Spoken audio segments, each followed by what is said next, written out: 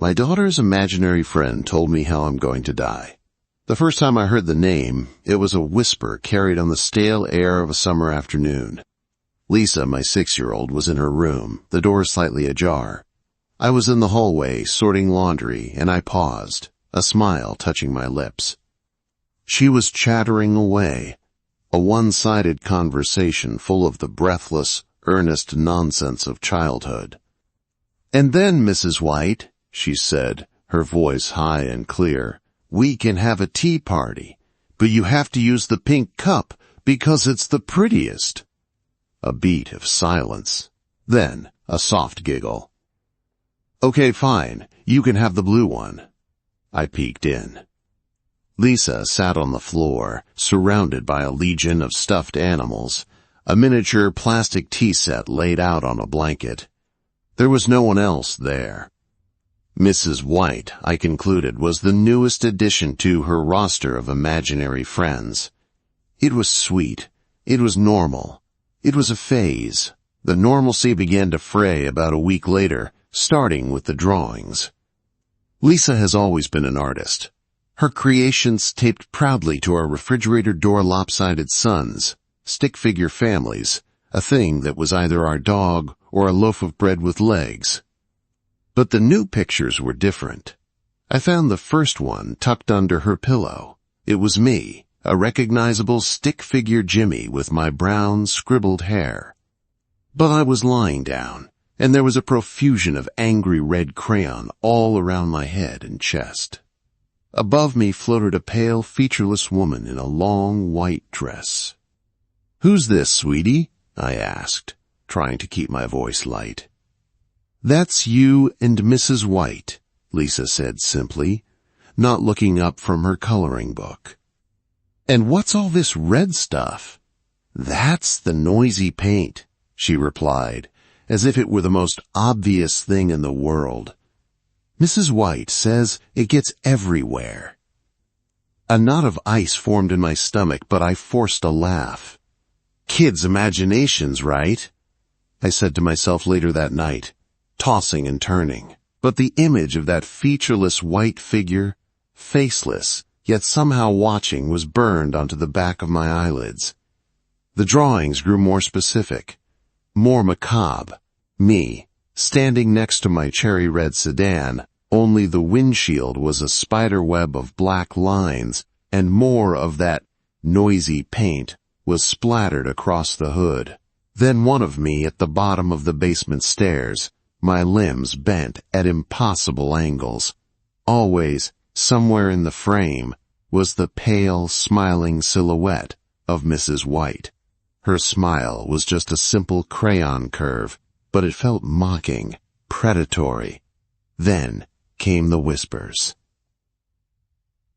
I'd be woken in the dead of night, the house silent and heavy around me, by what sounded like a faint, sibilant hiss from the baby monitor on my nightstand.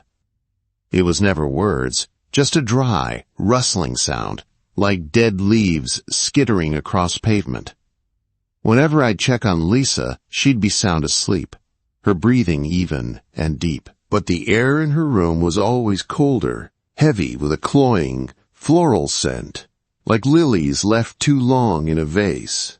The scratches were the turning point. I was giving Lisa her bath one evening when I saw them 3 long, parallel red welts running down her back, from her shoulder blade to her hip. They were thin and sharp, like she'd been dragged across something with surgical precision. "Lisa, honey, what happened here?" I asked, my voice trembling. She flinched when I touched the raw skin. "Mrs. White was playing with me," she whispered, her eyes wide and fearful for the first time. "She gets mad when I don't listen. She says I have to be a good girl and tell you the story right." My blood went cold. This was no longer an imaginary friend. This was something else, something malignant.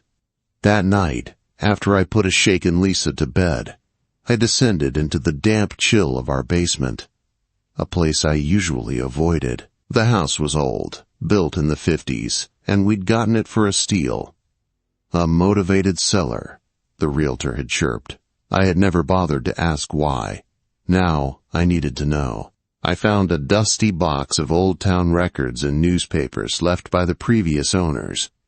For hours I sifted through brittle, yellowed paper, the smell of decay filling my nostrils. And then I found it. A newspaper clipping from October 1958. The headline was stark. Local woman dies in tragic fall. The woman's name was Eleanor White, a spinster who had lived and died in this very house. She'd been a recluse, disliked by the neighborhood for her strange habits and sour disposition. According to the article, she had tumbled down the basement stairs, breaking her neck. The coroner noted something odd, however. There were deep scratches on her back, as if she'd been pushed. But she lived alone. Her death was ruled an accident. The case closed. I stared at the grainy photograph of Eleanor White. Even in black and white, she was pale, severe, dressed in a high-collared white dress. She wasn't smiling. I looked at the drawing of me at the bottom of the stairs. My limbs twisted. It was a perfect, chilling prophecy. My breath hitched. The floral scent lilies. For a funeral. The whispers the sound of her desiccated spirit. The scratches her signature, left on my daughter. I ran upstairs, my heart hammering against my ribs. I had to get Lisa out of this house, out of that room. I burst into her bedroom. She was sitting bolt upright in bed, her eyes wide open in the dark, staring at the wall. The baby monitor on her dresser crackled, and this time a voice emerged from it, clear and cold as a winter grave.